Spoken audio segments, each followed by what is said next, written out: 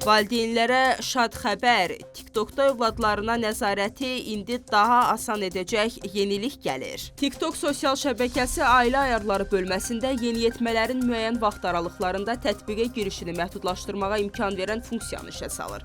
Report şirkətə istinadən xəbər verir ki, TikTok tərtibatçıları yeni qeyri-aktiv vaxt ayarını yaradıb. İndi valideynlər övladları üçün TikToka giriş məhdudiyyəti təyin edə bilərlər. Məsələn, dərs saatlarında və ya gecə vaxtı. Valideynlər rəqəmsal detoksun rahat tənzimlənməsi üçün təkrarlanan cədvəl yarada və daha əvvəl tətbiq olunmuş məhdudiyyət dövründə övladlarının tətbiqdən istifadə üçün göndərdiyi sorğuları təsdiq edə bilərlər. Bundan əlavə, ailə ayarlarının yeni funksionallığı valideynlərə övladlarının hesabları barədə daha geniş məlumat əldə etməyə imkan verir. İndi onlar övladlarının TikTokda kimi izlədiyini və onun hesabına kimlərin abunə olduğunu, yeniyetmənin hansı istifadəçiləri blokladığını görə biləcəklər. Yaxın aylarda TikTok valideyn nəzarəti aktiv edilməsə belə, yeniyetmələrin platformanın icma təlimatlarını potensial olaraq pozan məzmun barədə valideynlərinə məlumat verməsinə imkan yaradan funksiyasını da əlavə edəcək deyə məlumatda deyilir.